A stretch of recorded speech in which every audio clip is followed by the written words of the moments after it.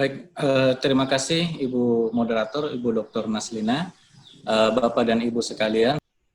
Baik, Bapak dan Ibu sekalian, pertama-tama yang kami menyapa yang terhormat Bapak Ketua FK2PT, kemudian Bapak-Bapak pemateri, ada Kepala Dinas Kelautan dan Perikanan Provinsi Sulawesi Selatan, ada Direktur Santo Alvin Pratama, kemudian guru kami yang terhormat Bapak Profesor Insinyur Haji Lasara, Bapak-Bapak dan Ibu-Ibu, panelis dan peserta webinar FK2PT yang kedua ini.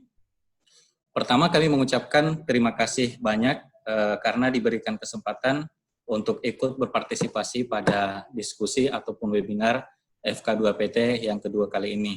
Nah, materi yang kami akan sampaikan sebagaimana disebutkan dan tayang di layar Bapak Ibu sekalian adalah isu dan relevansi program pengelolaan akses area perikanan pada perikanan tangkap skala kecil pasca pandemi COVID-19. Bapak dan Ibu sekalian, berdasarkan data dari Kelautan dan Perikanan tahun 2018, bahwa pada tahun 2016 jumlah nelayan penangkap kita yang beroperasi di laut di Indonesia yaitu sebanyak 2,2 juta orang. Dan setidaknya dari jumlah tersebut 90%-nya adalah nelayan skala kecil. Nah, ini tentu saja adalah presentasi yang sangat besar dan sangat dominan, di mana nelayan skala kecil ini mendominasi perikanan tangkap atau nelayan perikanan tangkap yang ada di Indonesia. Kami, RARE Indonesia, saat ini bekerja untuk membantu pemerintah, dalam hal ini pemerintah daerah, untuk melakukan pengelolaan perikanan ke arah yang lebih baik di 3 provinsi, yaitu di Papua Barat, Sulawesi Tenggara, dan Sulawesi Utara. Nah, berdasarkan informasi dan data yang sama, atau sumber data yang sama dari Kelautan dan Perikanan, bahwa di Sulawesi Utara, pada saat ini, atau di tahun 2016 kemarin, itu jumlah nelayannya lebih dari 129.000 orang. Di Papua Barat lebih dari 81.000 orang.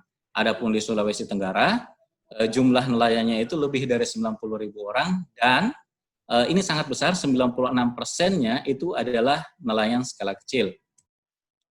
Nah, Bapak dan Ibu sekalian, saya yakin kita semuanya sudah banyak memahami bagaimana karakter nelayan skala kecil kita. Tetapi di sini kami ingin mengangkat beberapa catatan bahwa yang pertama, nelayan skala kecil kita ini pada umumnya bekerja belum menggunakan data. Artinya mereka itu belum melakukan pendataan dengan baik di mana lokasi penangkapannya, kemudian bagaimana hasil tangkapannya, ukuran yang tertangkap dan seterusnya. Demikian juga konsumsi BBM. Kemudian karakter yang berikutnya yang kami catat bahwa pada umumnya nelayan skala kecil kita itu melakukan penangkapan di perairan dekat pantai, walaupun sebagian kecil atau mungkin ada juga seperti tadi yang disebutkan oleh pemateri pertama dan kedua bahwa daya jelajah nelayan skala kecil ini ada juga yang sangat jauh ya, lintas provinsi. Bahkan tadi Pak Kadis menyebutkan ada 15 provinsi kalau tidak salah nelayan dari Sulawesi Selatan yang menangkap di lintas provinsi. Nah, catatan berikutnya juga bahwa pada umumnya rumah tangga perikanan kita yang skala kecil itu belum mampu mengelola keuangan dengan baik. Tantangannya seperti apa? Kami mencatat bahwa lokasi penangkapan nelayan skala kecil kita itu adalah bersifat open access. Artinya, ketika dalam satu lokasi, itu nelayan dari lokasi lain bebas saja untuk datang menangkap di lokasi tersebut. Nah, tadi Pak Kadis juga sudah menyebutkan bagaimana nelayan Andon itu menangkap yang kapalnya di bawah 10 GT itu menangkap lebih di 15 provinsi lebih, kurang lebih ya. Nah, kami mendapat informasi di lapangan bahwa open access ini itu menjadi masalah tersendiri sebenarnya di masyarakat lokal. Kenapa? Karena pada umumnya nelayan yang datang dari lokasi lain menangkap di satu lokasi itu ada yang melakukan penangkapan dengan alat tangkap yang kurang ramah lingkungan, atau mungkin cara-cara penangkapan yang mereka lakukan tidak ramah lingkungan dan tidak diterima oleh masyarakat lokal atau nelayan lokal. Demikian juga hal ini memicu konflik pemanfaatan ruang. Kenapa? Karena pada umumnya nelayan lokal itu alat tangkapnya tradisional, terbatas jenis-jenis alat tangkapnya atau kapal penangkapnya, dan mereka sangat tersaingi ketika ada nelayan luar yang masuk menangkap di lokasi mereka. Nah, kami juga mencatat bahwa kita melihat sebenarnya fenomena-fenomena penangkapan berlebih ini terjadi di kawasan penangkapan nelayan skala kecil. Tetapi ada nelayan yang belum menyadari fenomena-fenomena tersebut, walaupun mereka sering menceritakan, mereka sering merasakan bahwa misalnya mereka hasil penangkapannya itu semakin sedikit, ukuran yang ditangkap itu semakin kecil, lokasi penangkapan semakin jauh, dan seterusnya. Nah, Bapak Ibu, di layar komputer Anda dan handphone Anda saat ini kami munculkan 3 foto yang kami ambil dari Sulawesi Tenggara, Sulawesi Utara, dan Papua Barat, dalam hal ini Raja Ampat. Walaupun nelayan skala kecil dari 3 lokasi ini memiliki alat tangkap dan juga kapal penangkapan dengan jenis yang beragam, tapi setidaknya foto ini bisa memberikan gambaran kita bagaimana kondisi kapal dan juga kondisi nelayan kecil di 3 provinsi ini. Nah, yang berikutnya, muncul pertanyaan, apakah nelayan kecil terdampak COVID-19? Tadi, pemateri pertama Pak Kadis dan pemateri kedua Pak Direktur SAP itu sudah mengutarakan dan sudah memaparkan dengan sangat detail bagaimana nelayan itu sangat terdampak, baik nelayan skala kecil maupun nelayan skala besar dan juga para pelaku usaha perikanan. Nah, di sini kami, RARE Indonesia bersama dengan Dinas Kelautan dan Perikanan Provinsi Sulawesi Tenggara, sempat melakukan suatu studi kecil untuk memahami bagaimana sih dampaknya COVID-19 kepada kegiatan perikanan skala kecil di tingkat lapangan. Kami mengumpulkan data hasil pencatatan perikanan yang dilakukan oleh pembeli tingkat pertama, dalam hal ini pembeli di lapangan, yang membeli ikan langsung dari nelayan. Nah, mereka menggunakan aplikasi yang disebut dengan Ourfish, yaitu aplikasi bawaan yang terintegrasi dengan program akses area perikanan. Kami melihat bahwa pada bulan-bulan Januari, Februari, sampai dengan Juli sekarang ini, kita melihat bahwa pada bulan Maret itu sudah mulai terjadi penurunan hasil pencatatan.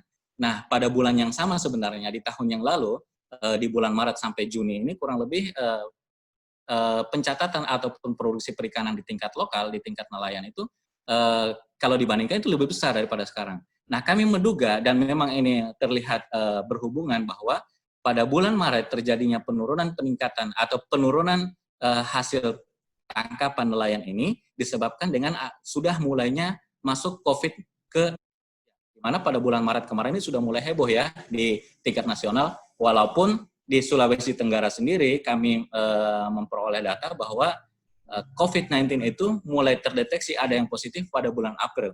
Tapi seperti yang disampaikan oleh Pak Direktur tadi, COVID-19 ini dampaknya merambat ya, bukan hanya langsung dampak penyakit, tapi bagaimana usaha-usaha perikanan itu tertutup. Usaha-usaha perikanan itu tertutup pembelian mereka, ekspor mereka, dan ini tentu saja berdampak langsung kepada nelayan yang menjual hasil tangkapan mereka yang menangkap ikan untuk target-target ekspor. Begitu. Nah, kami mencatat ada kurang lebih 9 dampak setelah kami kategorikan hasil wawancara kami kepada para responden. Kami mengkategorikan menjadi 9 kategori. Kami mencatat 3 besar bentuk dampaknya kepada nelayan skala kecil. Yang pertama itu adalah penurunan harga ikan karena sulit memasarkan, aksesnya terbatas. Tadi Pak Kadis dan Pak Direktur sudah menyebutkan bagaimana aksesnya itu terbatas. Kemudian berikutnya, karena harus mengikuti instruksi kesehatan dengan mungkin pemahaman yang terbatas oleh para nelayan skala kecil kita, mereka membatasi aktivitas untuk melakukan penangkapan. Walaupun mungkin kami mendapatkan informasi juga bahwa sebenarnya ketika mereka menangkap di laut, itu resiko untuk terpapar COVID-19 sebenarnya kecil ketika mereka menangkap dengan kapal sendiri, melaut sendiri, dan kurang interaksi dengan tetangga atau orang-orang lain. Berikutnya, biaya yang dikeluarkan oleh pembeli itu jauh lebih besar untuk proses jual beli ikan, sehingga mau tidak mau supaya tidak rugi ya mereka harus membatasi aktivitas pembelian, dan ini tentu saja berdampak juga kepada para nelayan penangkap ikan yang menjual hasilnya kepada para pembeli tadi. Nah, kami juga mencatat dan menanyakan dan mencatat bagaimana sih cara nelayan kita untuk beradaptasi pada kondisi seperti ini. Jadi catatan ini adalah informasi yang kami dapat dari para responden yang berjumlah 185 orang yang tersebar di 10 kabupaten di Sulawesi Tenggara. Nah, yang pertama, mereka ya mau tidak mau harus terus melakukan penangkapan untuk konsumsi keluarga. Selebihnya baru dijual ke pasar tradisional atau di pasar lokal. Kemudian berikutnya, ada juga yang belum memiliki strategi bagaimana untuk memenuhi kebutuhan. Yang berikutnya, mereka ada yang terpaksa untuk mengubah spesies tangkapan yang mungkin tadinya untuk dijual ke ekspor atau ke pembeli untuk diekspor, karena pembeli ekspor tidak membeli untuk sementara, mau tidak mau mereka merubah spesies tangkapan untuk dijual ke pasar lokal. Yang berikutnya yang menarik juga bahwa untuk para pembeli perempuan, mereka lebih berpikir untuk menabung dulu uangnya nih, daripada diputar untuk kegiatan usaha, toh tidak menghasilkan, ya sudah saat ini ditabung dulu uangnya, disimpan dengan lebih baik pada ketika kondisi sudah memungkinkan, mereka bisa menggunakannya kembali untuk melanjutkan usaha. Nah, pembelajaran apa yang bisa kita dapatkan dari studi kecil kami ini? Yang pertama, kita perlu mendorong kegiatan pengumpulan data tangkapan ikan dan nelayan yang real time untuk memastikan fenomena di lapangan dapat terbaca segera. Contoh COVID-19 ini, kami bersyukur karena kegiatan pendataan kami menggunakan aplikasi Orvis ini sudah mulai jauh sebelum COVID-19 terjadi. Jadi ketika COVID-19 terjadi, kami sudah bisa mengumpulkan data sebelum saat ini ketika COVID-19 masih berlangsung. Kemudian yang berikutnya juga, kita perlu memastikan desain bantuan yang sejalan dengan kebutuhan masyarakat. Tadi Pak Direktur, Pak Herman, sudah menyebutkan sebenarnya kebutuhan nelayan itu bukan hanya bantuan logistik atau bukan hanya bantuan kebutuhan makan sehari-hari, tapi mereka juga perlu bantuan lain untuk melanjutkan kegiatan perikanan mereka.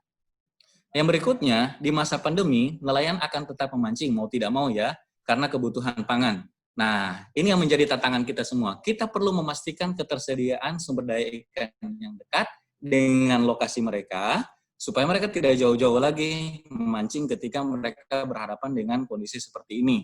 Dan yang terakhir, kita perlu mendorong peningkatan pengetahuan dan juga akses keuangan. Dalam hal ini mungkin bagaimana menabung, bagaimana melakukan mengajukan kredit, dana darurat dan seterusnya. Jadi ketika nelayan skala kecil terutama berhadapan dengan kondisi seperti ini, mereka tidak begitu kaget lagi.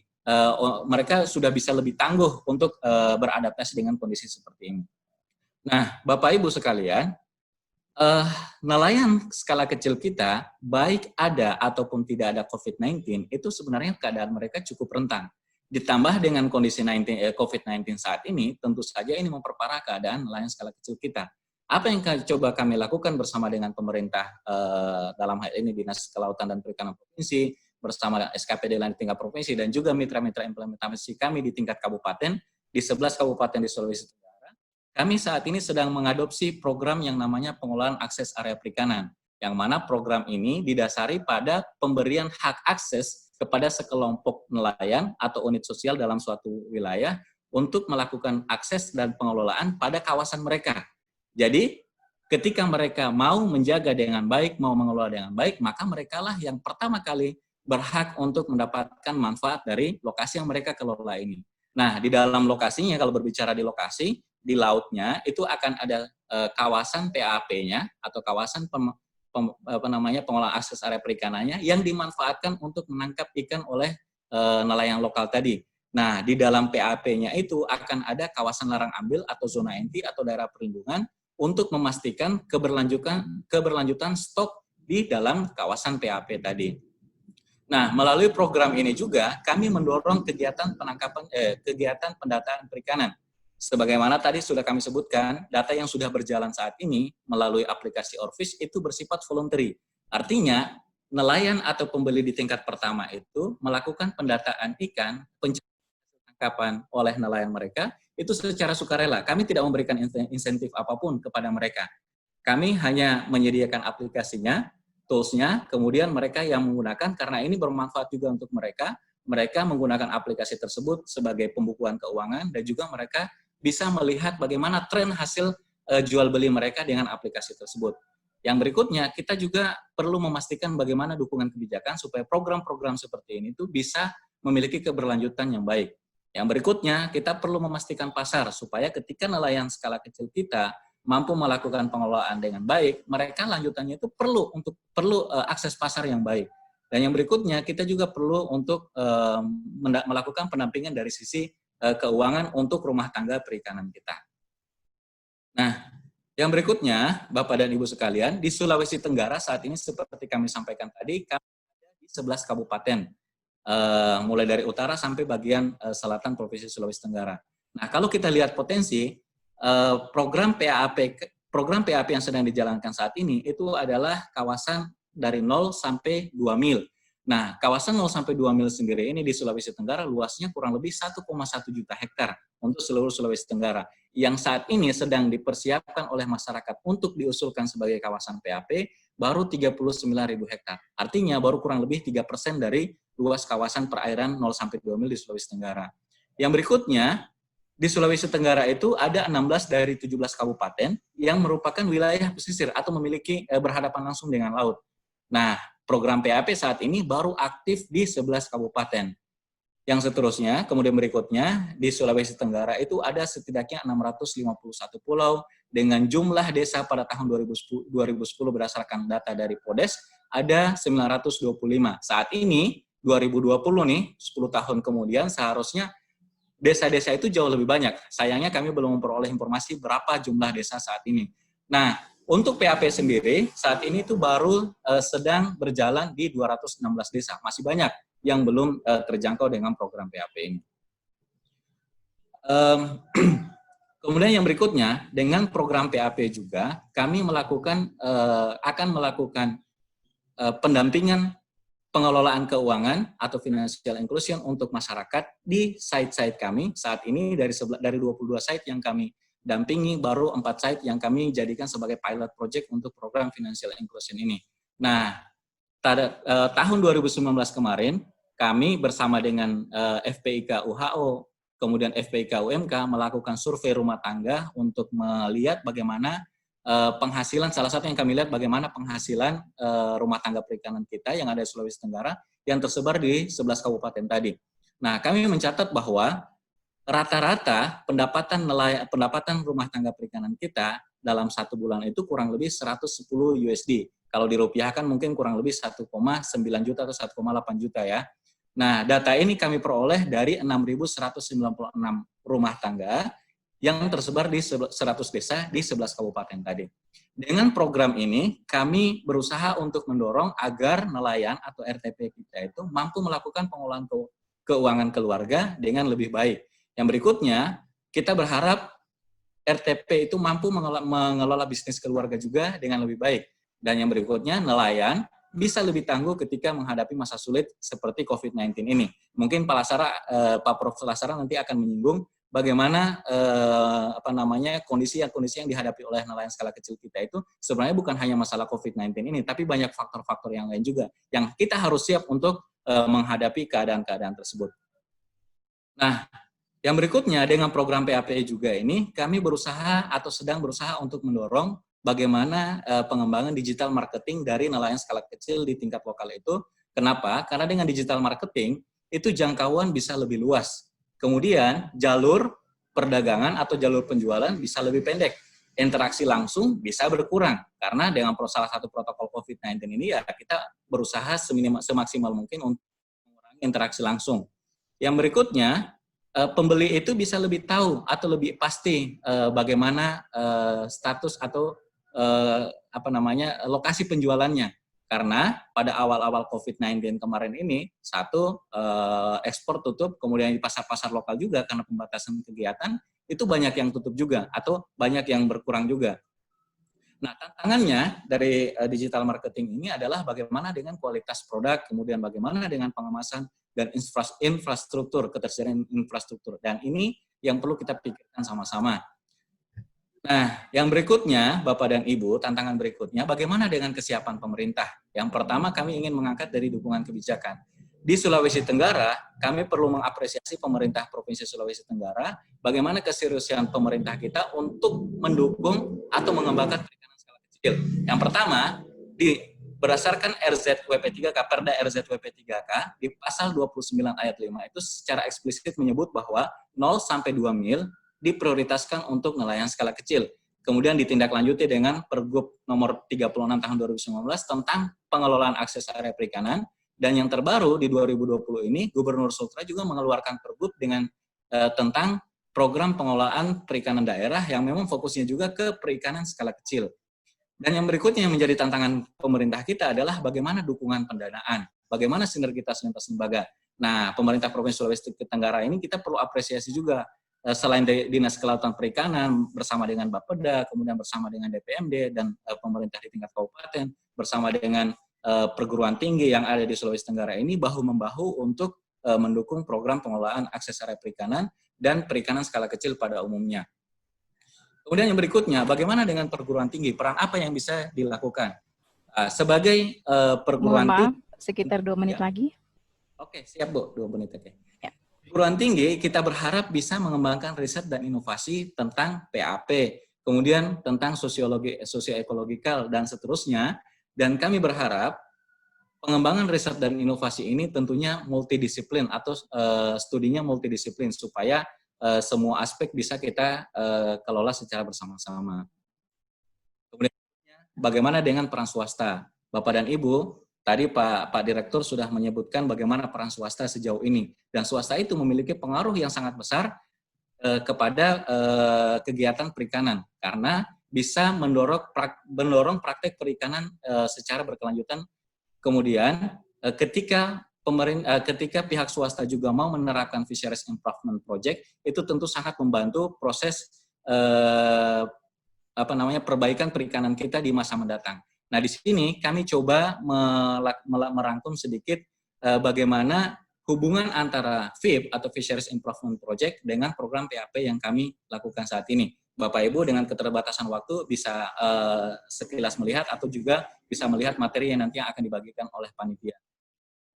Nah, yang terakhir kami ingin mengutip satu materi yang disampaikan oleh Pak Sukanto Toding, Kepala Balitbang Dasultra, bahwa kita perlu saling bergandengan tangan, menjaga kekompakan, mengikuti irama sebagaimana di ilustrasi yang Bapak Ibu saat ini lihat, adalah ilustrasi Tari Lulo di Sulawesi Tenggara, untuk mencapai cita-cita mulia kita bersama, yaitu perikanan yang berkelanjutan.